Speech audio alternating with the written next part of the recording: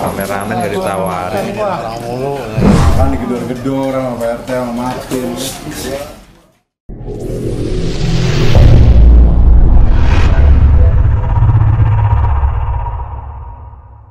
Jemaah, oh jemaah, Alhamdulillah hari ini pekan ketiga kita kedatangan tamu yang sangat istimewa. Biasa tampil di Islam itu Indah Trans TV. Beliau adalah Ustadz Ahmad. Beliau adalah lulusan Yaman. Alhamdulillah beliau memberikan kesempatan bisa hadir di sini. Semoga pada hari ini memberikan ilmu yang bermanfaat sehingga memberikan kehidupan kita menjadi lebih indah. Ada tayang jam sampai surup. Pada hari ini temanya insya Allah yang akan dibawakan beliau adalah Masya Allah. Ternyata ini perjanjian kita dengan Allah Subhanahu wa Ta'ala sebelum terlahir ke dunia. Seperti biasa acara kita pada hari ini yang kedua adalah tausiah yang akan disampaikan Ustadz Ahmad kan. Kemudian nanti ada sesi tanya jawab bagi para jamaah yang ingin menanyakan. Mungkin nanti bisa langsung ke panitia.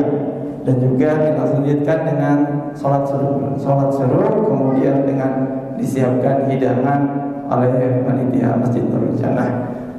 Mungkin itu saja, kami persilakan waktu dan tempatnya.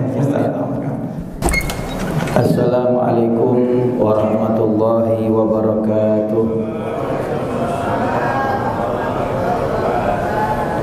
Hadratul muhtaramin wal muhtaramat, segenap jamaah kaum muslimin wal muslimat, jamaah salat subuh Masjid Nurul Jannah Pulau Gebang Permai, Jakarta Timur, yang insya Allah kita semua senantiasa dirahmati dan diampuni segala dosa kita oleh Allah Subhanahu wa Ta'ala. Hadirin rahimakumullah. Alhamdulillah wa syukurillah, pada pertemuan kita pagi yang penuh barokah ini kita telah sama-sama melaksanakan kewajiban kita sebagai umat muslim, yaitu sholat subuh. Dan alhamdulillah dilanjut dengan duduk di majelis ilmu. Maka ini adalah salah satu kenikmatan yang besar yang diberikan oleh Allah Subhanahu wa Ta'ala kepada kita, yang harus kita syukuri dan kita istiqomah di dalam menjalankannya. Mudah-mudahan Allah berikan kita istiqomah di majelis ilmu sampai akhir ajal menyebut kita semua. Amin ya rabbal alamin. Bapak Ibu sekalian yang dirahmati oleh Allah Subhanahu wa Ta'ala, kalau kita perhatikan tema kita pada pagi hari ini, temanya ini berkaitan dengan perjanjian kita dengan Allah Subhanahu wa Ta'ala di alam arwah. Ketika Allah Subhanahu wa Ta'ala tanya kepada kita semua, alastu birabbikum, qalu bala syahidna. Apakah kalian bersaksi bahwasanya aku adalah Tuhan kalian? Maka mereka menjawab, ya, kami menyaksikannya ya Allah bahwa Engkau adalah Tuhan kami. Maka di situ ada perjanjian antara Allah Subhanahu wa Ta'ala dengan kita hamba-hambanya, yaitu di dalam menjalankan kewajiban yang difardukan oleh Allah Subhanahu wa Ta'ala. Di antaranya adalah sholat 5 waktu. Kalau bicara sholat, Allah Subhanahu wa Ta'ala berfirman dalam Al-Quran. Kata Allah Subhanahu wa Ta'ala, aqimis sholata lidzikri, dirikanlah sholat untuk mengingat aku. Jadi Allah Subhanahu wa Ta'ala memerintahkan kita mendirikan sholat untuk kita mengingat Allah.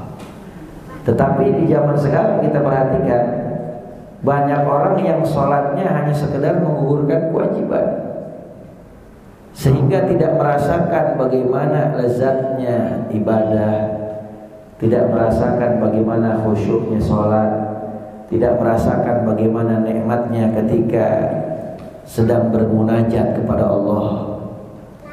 Makanya para aslafun as-salihin terdahulu, mereka itu mencontoh baginda Rasul Nabi Muhammad SAW. setiap kali Rasulullah SAW beliau mendapati banyak hal yang beliau hadapi di dalam mengurusi umat, beliau selalu menenangkan hatinya dengan mengerjakan sholat. Makanya sering Nabi bilang sama sahabat Bilal, "Arihna ya Bilal." Wahai sahabat Bilal, ayo bikin kami senang dengan kumandang azan. Ketika sudah masuk waktu sholat, maka sahabat Bilal diperintahkan Nabi untuk kumandangkan azan. Karena di saat waktu sholat tiba, maka saat itulah waktu untuk berdekatan dengan Allah Subhanahu wa Ta'ala di dalam munajat. Karena kata Nabi, as-salatu mi'rajul mu'min, sholat itu adalah mi'rajnya orang mukmin, yang langsung hubungan seorang hamba pada saat itu dengan Allah Subhanahu wa Ta'ala.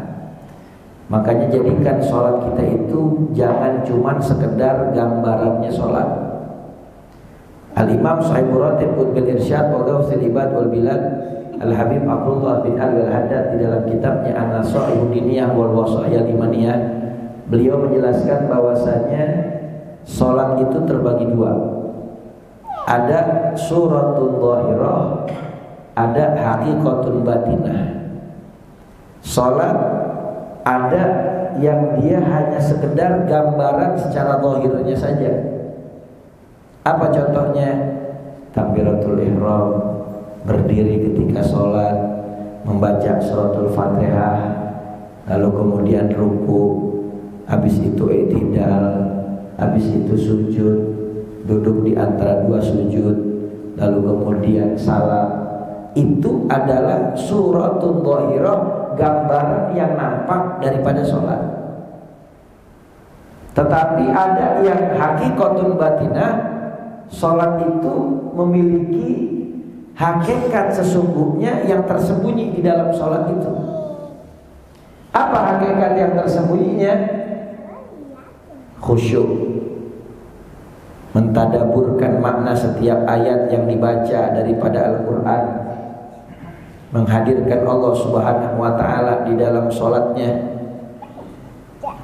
Dan pada saat takbiratul ihram diangkat kedua tangan, maka di saat itu sudah tidak memikirkan segala sesuatu apapun selain hanya memikirkan Allah.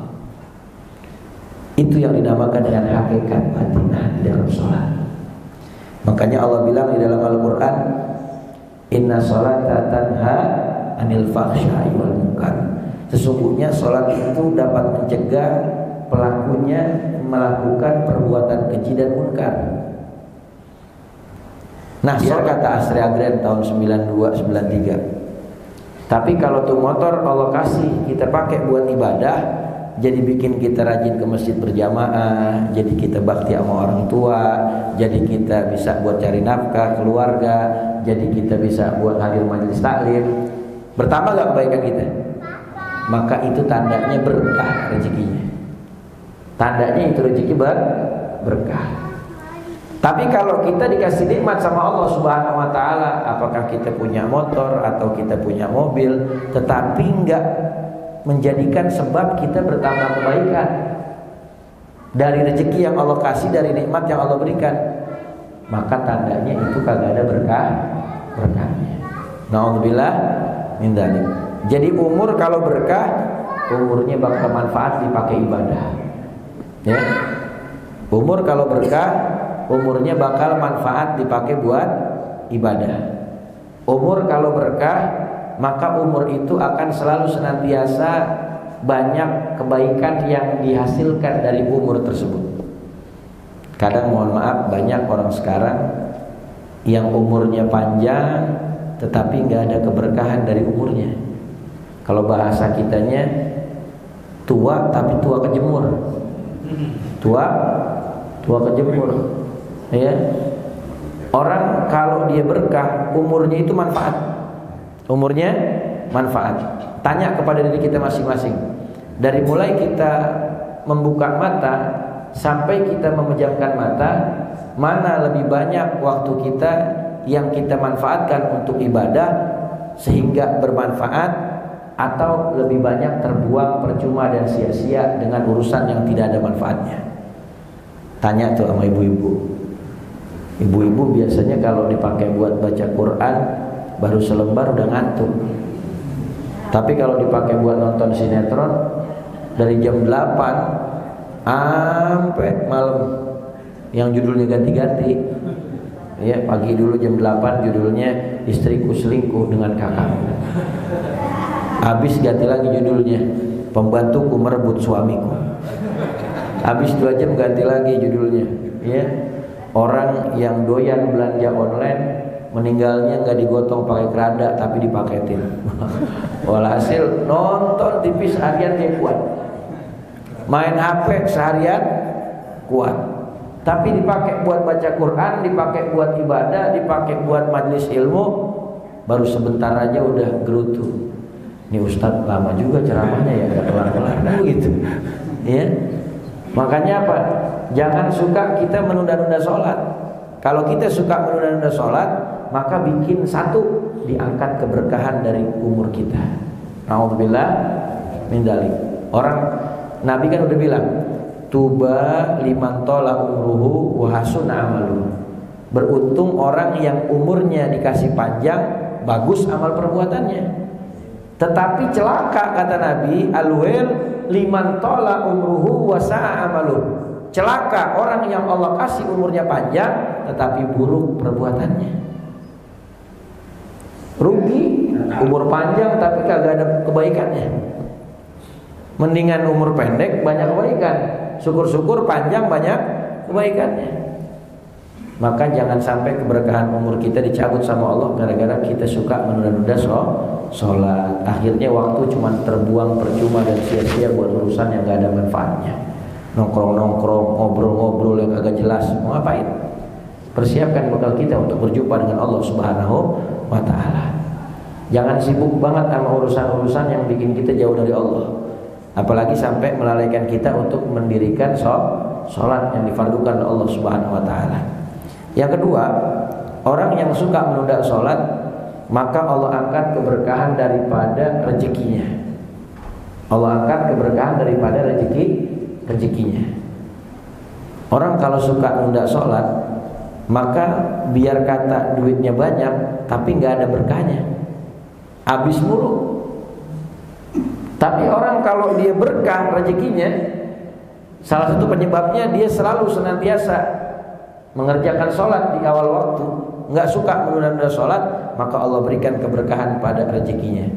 Orang yang rezekinya berkah itu manfaat, bisa buat kebaikan, bisa buat menolong orang, bisa buat bakti sama orang tua. Tapi kalau orang yang nggak ada keberkahan rezekinya, jangankan manfaat buat orang, buat diri sendiri aja nggak bisa. Punya duit banyak, tapi nggak pergi haji. Padahal Allah mampukan dia untuk bisa pergi haji. Jadi nggak ada berkahnya tuh, ya. Makanya jangan sampai keberkahan rezeki dicabut sama Allah Subhanahu wa ta'ala. Orang kalau dicabut keberkahan rezeki, ketika berbuat kebaikan dengan hartanya nggak akan merasakan kenikmatan. Tapi orang kalau berkah rezekinya, lagi sedekah tuh senang. Ya Allah, senang bisa sedekah, senang bisa nolongin orang, berarti berkah rezekinya. Tapi kalau ada orang sedekah, nolongin orang, berbuat kebaikan dengan harta yang Allah berikan, yang Allah titipkan kepadanya, tetapi dia nggak ada keikhlasan, nggak ada perasaan senang, tandanya nggak berkah rezekinya. Na'udzubillah min dzalik.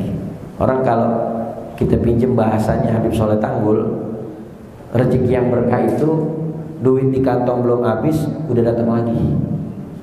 Itu namanya berkah. Duit di kantong belum habis udah datang lagi. Itu namanya berkah. Terus sama Allah diluberin. Tuh, ya. Makanya jangan sampai kita menunda sholat sehingga menyebabkan keberkahan rezeki kita dicabut sama Allah Subhanahu wa ta'ala. Yang ketiga, orang yang suka menunda sholat, maka Allah cabut cahaya yang soleh dari wajahnya. Dicabut cahaya yang soleh dari wajahnya. Makanya kalau Bapak Ibu sekalian pengen wajahnya bersinar, bercahaya, maka kerjakan sholat 5 waktu, jangan suka ditunda-tunda. Syukur-syukur kalau bisa ditambahin sholat-sholat sunnahnya, duhanya, isyraqnya, tahajudnya, qobliyah ba'diyahnya, awabinnya, ya, yang sunnah-sunnah kerjain, maka itu akan menambahkan cahaya di dalam diri kita, ya. Jangan kerepotan, ya, pengen mukanya glowing tapi sholatnya ditunda-tunda, ya, make upnya ditebelin. Bukannya nggak boleh, boleh. Ya, perempuan memang fitrahnya mereka itu suka berhias, ya, karena fitrahnya perempuan itu ingin memperlihatkan apa yang ada pada dirinya kepada orang lain.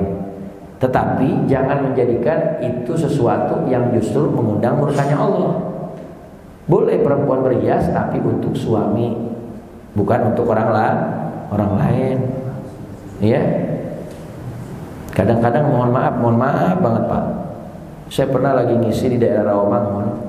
Kebetulan pengajiannya ibu-ibu nih yang hadir banyak. Panitia bisikin, kata panitia, Ustadz, ntar kalau misalnya ngisi pengajian, pesen sampai nama ibu-ibu katanya. Kenapa emang? Ibu-ibu itu kalau ngaji seminggu 21 kali. Bajunya macam-macam, seragamnya beda-beda warnanya. Tapi sama suami ngelawan mulu. Ono di daerah sono, bukan di sini, bukan.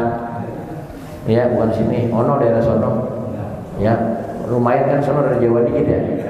Man saya tanya orang sono kata pindah dari sini, dari Pulau Gebang Permai. Yo. Jangan. Ya. Makanya yang disalahin akhirnya gurunya lagi. Ngaji sama siapa sih lu?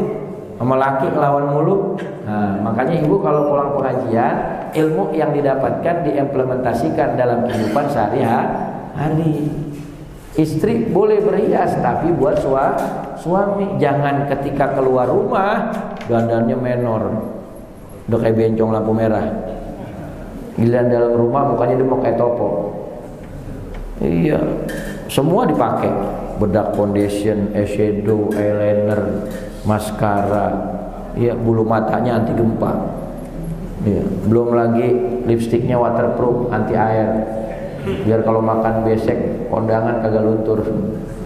Hidungnya pakai shading biar kelihatan mancung, pipinya pakai blush on biar merah merona. Wah, udah menor banget kalau keluar rumah. Tapi kalau di rumah buat suami mukanya demek kayak topo.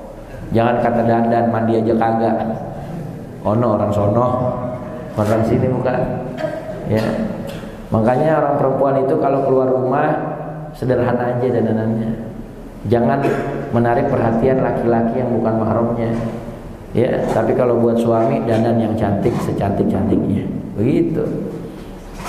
Dan biasanya mohon maaf kadang-kadang banyak perempuan yang kalau keluar rumah pakai minyak wangi ngambreng banget, udah kayak kuburan baru. Perempuan itu kalau dia keluar rumah dengan parfum atau wangian, maka di dalam satu hadis Nabi katakan boleh dikatakan itu perempuan adalah perempuan pezina. Nauzubillah min dzalik. Makanya dulu pernah sahabat Abu Hurairah ketika ada perempuan ke masjid, lalu kemudian tercium wangi harum yang begitu menyengat, beliau suruh itu perempuan pulang dulu ke rumahnya, lalu menghilangkan bau parfumnya, baru boleh kembali lagi ke masjid. Makanya orang perempuan itu kalau pakai wangi-wangian itu dianjurkannya yang soft baunya, jangan yang strong.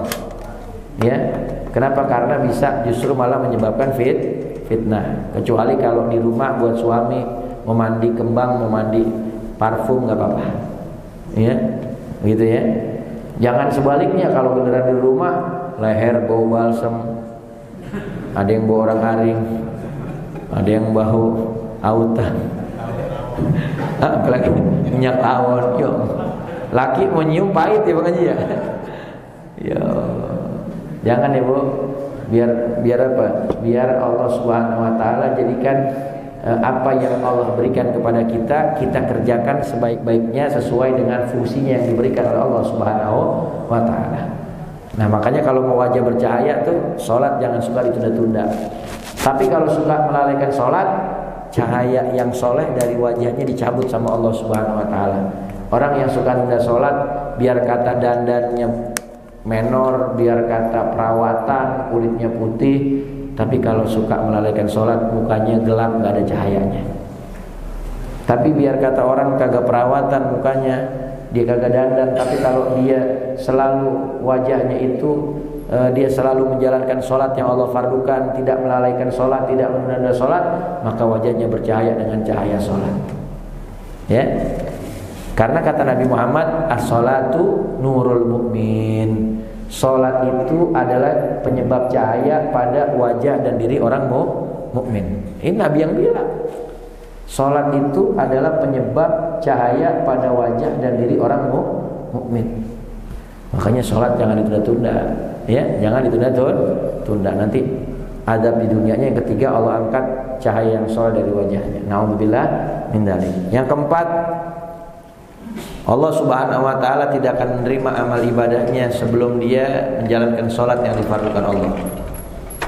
Maka rugi kalau ibadah-ibadah kita yang lain ditolak karena kita tidak mendirikan sholat. Karena yang pertama dihisab nanti di hari kiamat adalah sholat. Awwalu ma yuhasabu bil abdi yaumil qiyamah as-shalah. Yang pertama dihisab oleh Allah Subhanahu wa taala dari seorang hamba nanti di hari kiamat adalah sholat. Kalau sholatnya itu benar, tidak dia lalaikan, tidak dia tunda-tunda, maka kubilat sairu amali, diterima semua amal ibadah yang lain. Tetapi kalau sholatnya belang bentong, maka amal ibadah yang lain belum tentu diterima oleh Allah Subhanahu wa taala, akan diperiksa satu persatunya. Na'udzubillah min dzalik. Yang kelima, orang yang suka menunda-nunda dan melalaikan sholat diazab di dunia dengan azab yang kelima, yaitu malaikat tidak mau menghantarkan doanya kepada Allah.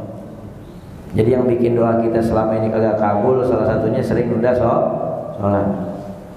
Kadang kita suka kurang ajar.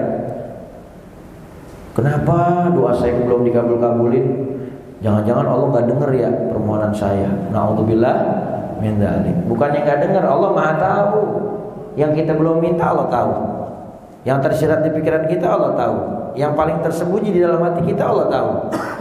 Cuman memang prosedurnya ada malaikat yang mengantar doa ke hadapan Allah, dan itu doa kita gak sampai. Malaikat gak mau nganterin doa ke hadapan Allah dari orang-orang yang suka melalaikan sholat. Duit sama rezeki pengennya kilat, tapi sholat selalu telat. Na'udzubillah min dzalik. Jangan, kita awal waktu, ya. Lalu kemudian yang keenam, orang yang suka melalaikan sholat, azab di dunianya yang keenam adalah mereka tidak mendapatkan bagian dari doa yang dimohonkan untuk muslimin wal muslimat. Na'udzubillah min dzalik. Biasanya kan kalau orang doa tuh, Allahumma arham muslimin wal muslimat, ya Allah sayangin muslimin wal muslimat, waghfir lil muslimin wal muslimat, ampunin muslimin muslimat. Itu orang yang suka melalaikan sholat gak dapat bagian, kata ulama. Na'udzubillah min dzalik. Rugi gak? Itu 6 azab di dunianya aja udah dahsyat. Belum lagi 3 azab buat orang yang melalaikan sholat ketika mereka sedang sakaratul maut. Apa azabnya? Ketika sakaratul maut, yang pertama Allah jadikan dia mati dalam keadaan sangat kelaparan. Mati dalam keadaan sangat kelaparan. Yang kedua, Allah matikan dia dalam keadaan sangat kehausan.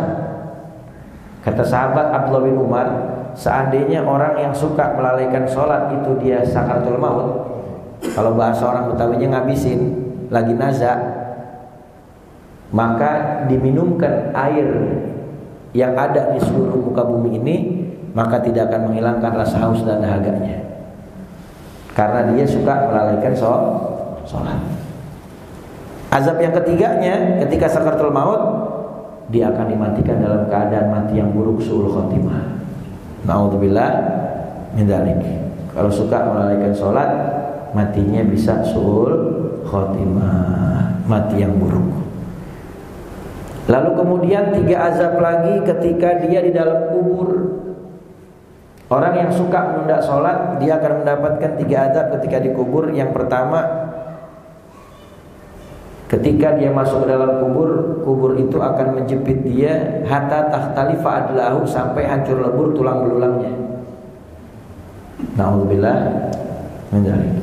Kalau bahasa kitanya digencet sama kubur. Digencet sama kubur. kubur. Kata Rasulullah di dalam kitab Tanqihul Qaul Al-Hasis sekarang di Imam Nawawi di dalam bab Zikrul Qabr wa Ahwalih, Nabi bersabda, al-qabru awwalu manzilin min manazil akhirah. Faman naja minhu fama ba'dahu aisara minhu. Wa man lam yanju fama ba'dahu asyadda minhu. Kata Nabi Muhammad, kubur itu adalah rumah akhirat pertama kita. Kubur adalah rumah pertama akhirat kita. Siapa yang selamat dari pertanyaan dan siksa kubur, maka setelahnya akan lebih mudah untuk dia lalui. Emang setelahnya apaan?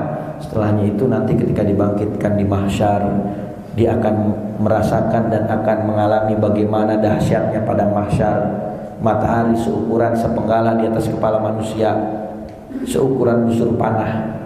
Ada yang tenggelam dengan keringatnya semata kaki, ada yang selutut, ada yang sepinggang, ada yang sedada, ada yang tenggelam semuanya, tergantung amal ibadahnya semasa di dunia. Ini yang bilang Nabi. Kalau sekarang kita di dunia nih, matahari jauhnya berjuta-juta mil, ya, tapi udah panas kita, apalagi ntar di padang mahsyar. Itu dia punya matahari ada di atas kepala kita seukuran sepenggalah atau busur panah, dekat. Dahsyatnya luar biasa. Nah, itu akan merasakan ada yang namanya kegalauan, kesumpekan, kesusahan di padang mahsyar. Belum lagi antri hisab di pengadilan Allah. Orang yang banyak hartanya hisabnya belakangan, yang sedikit hartanya hisabnya duluan. Segitu aja kita udah dapat kenikmatan jadi umatnya Nabi Muhammad. Kata Rasulullah, umatku dihisab terlebih dahulu sebelum umat nabi-nabi yang lain. 124.000 nabi, 313 rasul, itu nabi-nabi yang memiliki umat. Mereka itu akan dihisab belakangan setelah selesai semua hisab umatnya Nabi Muhammad. Padahal kita keluarnya belakangan. Kita keluarnya umat yang terakhir belakangan, tapi dihisabnya duluan. Segitu aja kita udah untung. Kita dihisab duluan dibandingkan umat-umat yang lain selain umatnya baginda Rasul Nabi Muhammad. Tapi tetap yang hartanya sedikit dihisabnya duluan, yang banyak hisabnya belakangan. Ya modelnya hidup di dunia ini, kalau kata Imam Junaid Al-Baghdadi, orang hidup di dunia itu ibarat masuk swalayan. Ada yang masuk swalayan, ketika dia keluar cuma nenteng air mineral doang satu. Cepat apa lama? Cepat, orang cuma sebiji. Udah scan lewat. Ada yang masuk ke swalayan, dia nenteng keranjang. Iya. 2 apa 1? 2 banyak juga belanjanya ya. 2 atau kata Bang Haji nenteng 2 keranjang, ya. Itu juga yang bawa 2 keranjang. Ketika lewat di kasir, diperiksa, lama gak? Lama. Anak kosan, belanjanya bakal 2 minggu. Iya. Sebelah Indomie, sebelahnya peralatan mandi, sabun kan begitu. Ada lagi yang masuk swalayan nenteng troli, didorong. Wow, 2 lagi trolinya. Biasanya mama nih, ya, belanja bulanan, bakal sebulan. Lebih lama lagi tuh di kasirnya, ya. Makanya ngerecehan dihisapnya duluan. Ada yang masuk swalayan, dia kagak pakai diperiksa lagi, nggak beli apa-apaan, numpang adem doang, nggak ngecek diskon, lewat dia. Numpang ada mau cek diskon doang. Tuh, makanya nanti di akhirat begitu. Makanya ada cerita begini. Di dalam kitab Uqudul Jen fi Bain Huquqi Zawjain karangan Imam Nawawi, itu Rasulullah pernah bersabda begini. Nabi yang paling terakhir dihisab adalah Nabi Sulaiman. Dan sahabat aku yang paling terakhir dihisab adalah Abdurrahman bin Auf. Karena dua-duanya orang kaya. Nabi Sulaiman nabi paling kaya, sahabat Abdurrahman bin Auf sahabat paling kaya. Perputaran uang di Mekah ketika mereka masih tinggal di Mekah, itu semuanya salah satunya adalah usaha bisnisnya Abdurrahman bin Auf. Bahkan ketika hijrah dengan Nabi ke Madinah, ditinggalin semua hartanya yang ada di Mekah. Dia lebih milih untuk ikut dengan Nabi Muhammad dan berangkat nggak bawa apa-apa sepeser pun. Sampai di Madinah, ketika Nabi bersaudarakan sahabat Muhajir dengan sahabat Ansor, Nabi suruh sahabat Ansor membantu sahabat Muhajirin. Ya, yang punya rumah 2 bagi sahabat, ya, Muhajirin 1, yang punya ladang 2 bagi sahabat Muhajirin 1, yang punya bini 2 ceraiin 1 biar nikah sama sahabat Muhajirin. Begitu, ya, dipersaudarakan sama Nabi, ya. Lalu kemudian ketika itu sahabat Abdurrahman bin Auf ketika mau dikasih, beliau bilang jangan kasih saya, tapi jadikan ini sebagai modal yang saya pinjam. Maka dia gunain untuk usaha. Beliau itu punya julukan si tangan emas. Kenapa dijulukin si tangan emas? Setiap dia bikin usaha apa aja selalu jadi apa? Sukses. Kalau bahasa kitanya nggak pernah kagak meledak terus. Ya, meledak tuh maknanya sukses, ya. Ekonomi umat berjalan, ya. Nah, ketika dengar hadis itu, sahabat Abdurrahman bin Auf dia sedih. Ya Allah, saya sahabat yang paling terakhir dihisab. Padahal apa? Segitu banyak hartanya dimanfaatkan untuk membantu syiar Islam. Tapi dia kepikiran, dia kepengen dihisabnya duluan biar bisa bareng ke surga bareng Nabi. Padahal dia di surga bersama Nabi. Tapi karena mikirin tuh, akhirnya dia berpikir gimana caranya biar jatuh miskin. Kalau kita kan mikirin gimana biar kaya. Sahabat Abdurrahman bin Auf gimana caranya biar jatuh miskin. Singkat cerita, sahabat Abdurrahman bin Auf ini memiliki banyak kebun korma di Madinah. Dan kebetulan penduduk kota Madinah ketika itu mengalami musim yang kurang baik di dalam panen korma. Sehingga satu kota itu panen kormanya busuk semua. Busuk semua. Akhirnya kata sahabat Abdurrahman bin Auf, ini saatnya saya jatuh miskin. Akhirnya semua korma yang busuk punya semua, ya, petani korma di Madinah diborong dengan harga korma yang bagus. Misalnya kalau korma bagus misalnya 100.000, ya, padahal busuk harusnya harganya cuma 30.000, dibeli dengan harga yang bagus 100.000. Semua diborong sama Abdurrahman bin Auf. Habis duitnya. Cuman punya di gudang korma busuk. Ya jadi apa sih korma busuk? Singkat cerita dia udah seneng. Wah, saya jadi miskin nih. Saya nggak mungkin dihisab belakangan. Tapi kan Nabi kan wa mayantiqu anil hawa in huwa illa wahyu yuha. Rasulullah nggak pernah berucap kecuali itu wahyu dari Allah. Udah ketetapan Nabi. Tiba-tiba datang utusan dari kerajaan Yaman. Datang kepada Nabi bahwasanya Raja Yaman butuh korma busuk untuk mengobati orang-orang yang sakit di sana, yaitu penyakit kulit, dan akan dibayar 3 kali lipat dari korma yang bagus. Akhirnya dipanggil sama Nabi. Tuh mau dibayar sama Raja Yaman. Ya akhirnya jadi makin kaya. Jadi makin kaya. Tuh kalau kita lihat cerita ini, berarti rezeki itu adanya di korma bagus apa di korma busuk? Hah? Dari Allah. Ya. Mau kormanya bagus, mau kormanya busuk, rezeki dari Allah. Kalau Allah udah takdirin, nggak ada yang mustahil bagi Allah. Bagi kita mustahil, tapi bagi Allah nggak ada yang mustahil. Tuh, ya. Makanya hidup di dunia itu ibarat masuk swalayan. Mau punya rumah banyak boleh, mau punya mobil banyak boleh, mau punya istri lebih dari 1 boleh. Tetapi ingat kata Nabi, ad-dunya halal wa hisab wa haram wa azab. Dunia yang halal tidak luput dari hisab, yang haram enggak luput dari azabnya Allah. Baju yang bertumpuk di lemari itu ada hisabnya. Sampai susah ditutup lemari. Saya pernah datang ke rumah murid. Kebetulan murid saya baru habis pindahan. Pas saya masuk ke kamarnya, karena kan diminta buat masuk ke ruangan-ruangan untuk dibacain doa, ya, ngambil keberkahan, dibacain doa, dibacain Fatihah. Saya lihat di kamarnya kok lemari banyak banget. Saya bilang, saya tanya, ini lemari sampai ada 5 biji. Lemari siapa aja di satu kamar? Punya saya mah yang kecil guru, no, kata suaminya gitu. Yang kecil no, 1 di pojokan. Nah itu yang lain punya bini semuanya. Masya Allah saya bilang. Iya. Orang perempuan demen ngumpulin barang. Ono daerah sono. Daerah sono waktu saya lagi ke Tangerang. Orang sini mah kagak. Ya, enggak beda. Ya, jangan ya Bu ya. Yang udah waktunya disedekain, sedekain. Jangan dikumpulin, itu bakal ditanya sama Allah Subhanahu wa taala. Enggak luput daripada hisab, ya, begitu.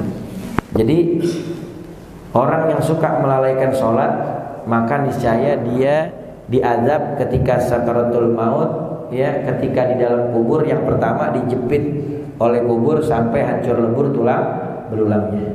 Yang kedua, kuburnya akan dipenuhi dengan ular dan kalajengking dan ular sujaul aqra. Ular sujaul aqra itu adalah ular yang Allah ciptakan, satu badan memiliki 7 kepala. Setiap kepalanya memiliki 700 mulut yang berbisa. Naudzubillah min dzalik. Itu nyatekin orang yang suka melalaikan sholat di kubur. Ya. Memang Allah ciptakan untuk mengadab atau menyiksa di dalam kubur. Itu namanya ular sujaul aqra. Adab yang ketiga, ketika dikubur dia akan didatangi malaikat Zabaniyah yang punya palu besarnya dari timur ke barat, punya kuku panjangnya perjalanan sehari semalam. Orang yang melalaikan sholat dipalu dengan palunya sampai masuk ke 7 lapis bumi, dicongkel dengan kukunya, dipalu lagi, dicongkel lagi, liyadzukul azab, untuk merasakan azabnya Allah. Jangan bingung, Ustaz emang ada ya kuku sepanjang itu dan palu sebesar itu? Ada, karena kan udah beda dimensi. Alamnya udah beda, gak kayak kita. Diazab dengan azab yang dahsyat. Belum lagi 3 azab ketika nanti berjumpa dengan Allah. Apa azabnya? Yang pertama, Allah tidak mau melihatnya. Yang kedua, Allah tidak mau memaafkan kesalahannya. Yang ketiga, Allah akan melemparkan dia ke dalam neraka. Na'udzubillah. Allah bilang di Quran, masalakakum fi saqar qalu lam nakum minal musallin. Apa yang menyebabkan kalian dilemparkan ke dalam neraka Saqar? Mereka menjawab, karena kami tidak menjalankan sholat, karena kami menunda dan melalaikan sholat. Na'udzubillah min dzalik. Ya, maka tunaikan apa yang menjadi kewajiban Allah, jangan kita lalaikan. Itu baru yang pertama tuh, yang bikin kita lalai. Kata Imam Abu Darda, ketika aku mengingat ada orang yang sibuk ngejar dunia tapi kematian mengejar dia. Yang kedua, kata Imam Abu Darda, yang membuat aku tertawa ketika mengingatnya adalah saat aku membayangkan orang yang disibukkan waktunya tetapi bukan dengan mengingat Allah. Kadang sibuknya dengan urusan dunia, sibuknya dengan urusan-urusan selain Allah Subhanahu wa ta'ala, yang bikin dia justru jadi malah lupa sama Allah. Yang ketiga, aku tertawa ketika melihat ada orang yang mereka tertawa terbahak-bahak, padahal dirinya yang tertawa tuh nggak tahu apakah dia dapat ridho Allah atau dapat murkanya Allah. Tuh, 3 perkara yang bikin Imam Abu Darda dia tertawa ketika membayangkannya. Dan ada 3 perkara yang membuat sahabat Abu Darda ini menangis kalau membayangkannya. Apa? Yang pertama, firaqul ahibbah Muhammadan wa hizbah, berpisah dengan kekasih baginda Rasul Nabi Muhammad dan berpisah dengan para pengikutnya, yaitu umat baginda Rasul Nabi Muhammad SAW. Ini yang bikin beliau menangis kalau ingat itu. Yang kedua, wa ghafaratul maut, yang bikin beliau menangis sedih adalah ingat mati dan dahsyatnya sakaratul maut. Sakaratul maut itu dahsyatnya luar biasa. Yang ketiga, yang membuat beliau itu menangis ketika mengingatnya, kata Imam Abu Darda, adalah al-wukuf baina yadayillahi ta'ala. Ar-radiyya am sakhir am tasiru ilal jannah au ilan nar. Kata beliau, yang bikin aku nangis kalau mengingat yang ketiga apa? Ketika nanti berdiri di hadapan Allah Subhanahu wa taala di yaumul akhir. Ketika berdiri di hadapan Allah Subhanahu wa taala, pada saat itu kira-kira Allah ridho enggak sama kita? Apakah kita ke surga atau ke neraka? Kalau ingat itu nangis. Makanya kita mesti ingat tuh, bagaimana nanti kita ketika di padang mahsyar, bagaimana ketika kita dikubur, bagaimana nanti di hari pengadilan Allah Subhanahu wa taala. Ingat ketika dicabut nyawa, maka itu semua akan menambahkan kekhusyuan kita di dalam ibadah. Dan mudah-mudahan kita menjadi orang-orang yang selalu senantiasa istiqomah menjalankan sholat lima waktu yang difardukan oleh Allah Subhanahu wa taala sebagai bentuk menjalankan apa yang menjadi perjanjian kita dengan Allah Subhanahu wa taala. Amin ya rabbal alamin. Wallahu a'lam bishawab. Insyaallah manfaat di dunia wal akhirah. Ada pertanyaan silakan tafadhol. Beberapa apa ya? Jadi persiapan untuk khusyuk itu seperti untuk mencapai kekhusyukan dengan sebelum niat itu kan ada pasrah diri, ada qasd, ada ta'aruf, ada tahiyy.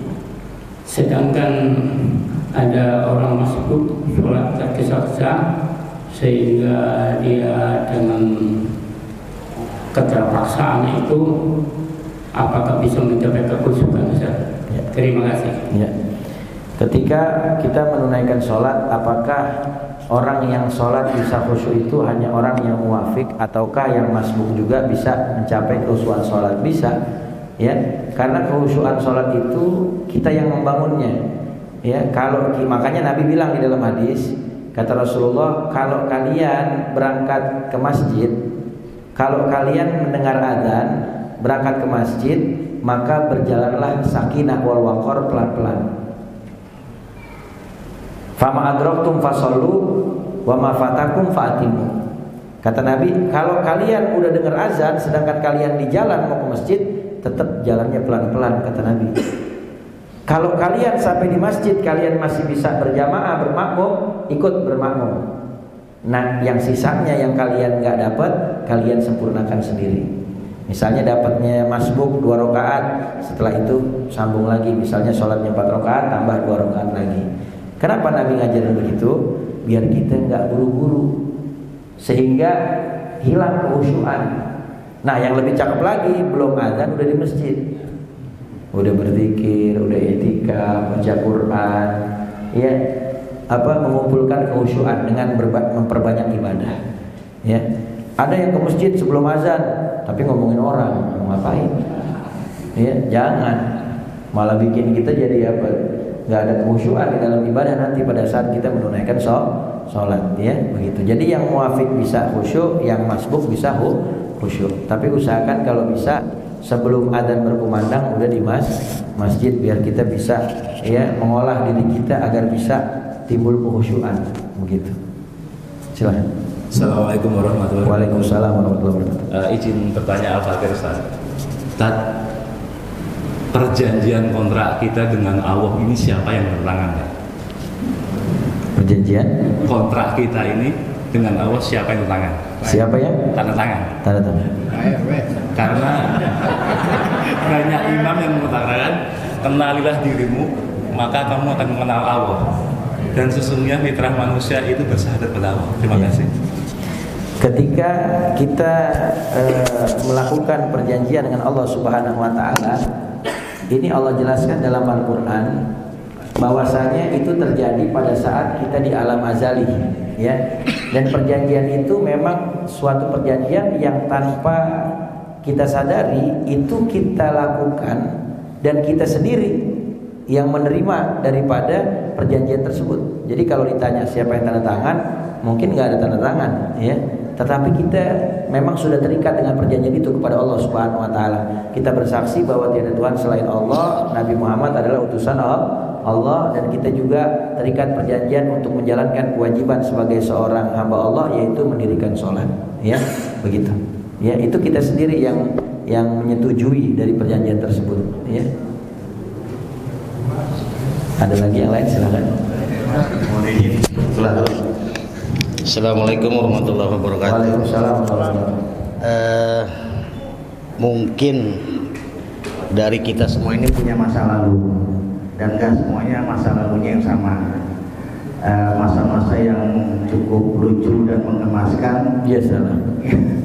dimana pada saat itu mungkin masih cuek dengan cuaca, nggak cepat menunaikan sholat, atau bahkan mungkin memang nggak sholat sama sekali.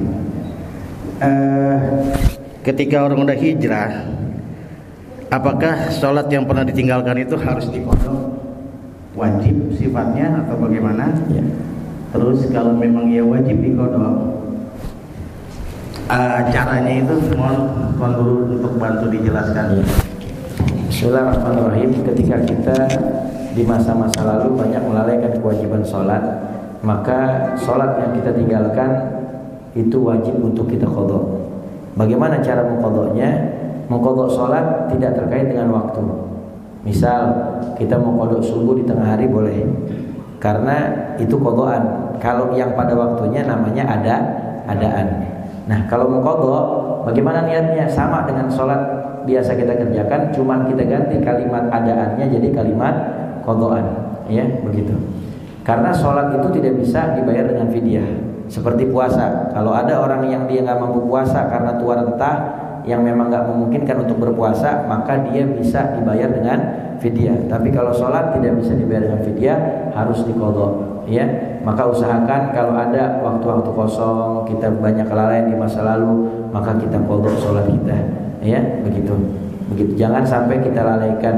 Kecuali kalau misalnya ada mungkin ketidakkhusyuan dan lain sebagainya, maka kita banyak-banyak bertobat kepada Allah Subhanahu wa taala. Kenapa? Karena ataibu minadz-dzambi kama la dzambalahu. Orang yang bertobat kepada Allah Subhanahu wa taala dari kesalahan dan dosa seperti orang yang tidak punya salah dan dosa, dibersihkan oleh Allah Subhanahu wa taala. Mudah-mudahan setelah ini kita jadi orang-orang yang istiqomah menjalankan perintah Allah. Amin ya rabbal alamin. Dulu ada pernah waktu saya di Malang, Jawa Timur, ketika belajar di Pondok Pesantren Darussaada, ada beberapa orang santri yang datang dari Jakarta. Dia bertobat kepada Allah Subhanahu wa taala, terus mondok, dia hijrah. Ya, dia bilang saya kepengen ngodok sholat. Saya bilang umur berapa kira-kira abang tidak mengerjakan sholat? Dia bilang kayaknya dari lahir saya nggak pernah sholat gitu. Loh, banyak juga yang dikodok. Ya, tapi karena memang dia punya semangat untuk menjalankan kewajiban, ya dia qadha. Nah, urusan nantinya selesai apa kagak qadhanya, Allah melihat kesungguhannya, dan itu adalah haknya Allah Subhanahu wa taala. Intinya kita ada ikhtiar berusaha untuk memperbaiki kesalahan kita, ya begitu. Ada lagi yang lain silakan. Ibu-ibu ada pertanyaan? Oh, baju.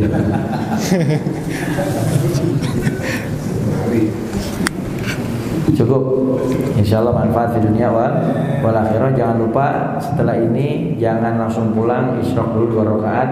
Kata Rasulullah, siapa orang yang sholat subuh berjamaah, lalu kemudian setelah itu duduk di tempatnya, apakah dengan berzikir, bersolawat, membaca Al-Quran atau majlis ilmu sampai datang waktu isyraq, lalu kemudian dia sholat isyraq 2 rakaat, maka dia mendapatkan pahala haji dan umrah sempurna. Ya, makanya orang dulu itu kalau pulang sholat subuh biasanya nggak pulang sebelum sholat isyraq di masjid. Ya, kalau orang sekarang kelar subuh udah main pulang aja, masjid dikunci. Ya. Tapi kalau orang dulu tuh masya Allah pulangnya udah kelar isyraq baru pulang. Ya, mudah-mudahan kita bisa terus dapat pahala haji dan umrah sempurna. Amin ya rabbal alamin. Rabbana taqabbal minna innaka antas alim wa tub alaina innaka tawwabur rahim. Subhanakallahumma wa bihamdika nasyhadu an la ilaha illa anta nastaghfiruka wa natubu ilaik. Walhamdulillahi rabbil alamin. Sebelum saya tutup dengan salam, bagi Bapak Ibu sekalian yang ingin melaksanakan ibadah umroh bersama dengan saya, boleh nanti hubungin Ustadz Awaludin. Insya Allah kita ada pemberangkatan untuk umroh plus ziarah ke kota sejuta wali, yaitu di Tarim, di Yaman, di Hadramut. Insya Allah bulan Agustus besok tanggal 20 Agustus kita ada umroh bersama saya plus ziarah ke Yaman. Biayanya kalau umrohnya saja reguler, yang bintang 2-nya 27 juta, bintang 3-nya 27 juta, bintang 4-nya 29, bintang 5-nya 32 juta. Regulernya umroh 9 hari. Kalau plus sama tarimnya jadi 15 hari, biayanya 55 juta. Dan juga yang mau berangkat umroh di bulan November di akhir tahun, saya juga bawa rombongan ya di pertengahan November. ya nanti bisa menghubungi, insya Allah bisa umroh bareng kita sama-sama berkunjung ke Makkah wal Madinah, diberi kemudahan oleh Allah Subhanahu Wa Taala. Ya juga mungkin ada yang mau umroh plus ziarah Mesir, ya kita ada semua. Insya Allah nanti bisa menghubungi atau bisa menghubungi Instagram Ustadz Ahmad Khan, ya Ustadz Ahmad Khan. Wallahu taala alam bisawab. Walaikumussalam. Assalamualaikum warahmatullahi wabarakatuh.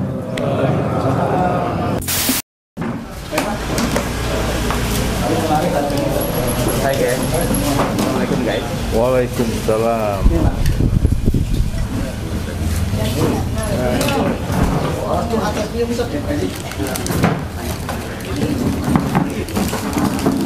Terima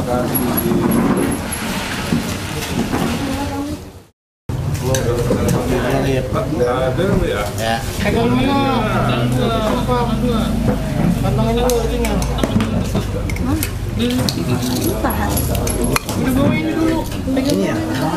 Iya, ini dibuka aja grupnya. Ini mau apa gua? Ya. Gua pakai jagain ini.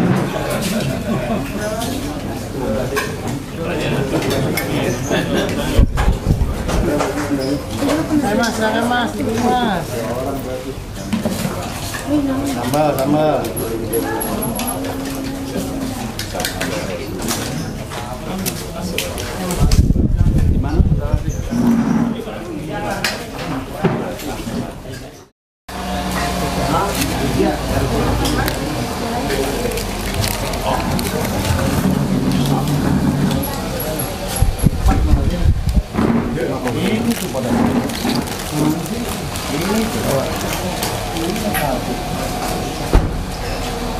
Ini dari mana?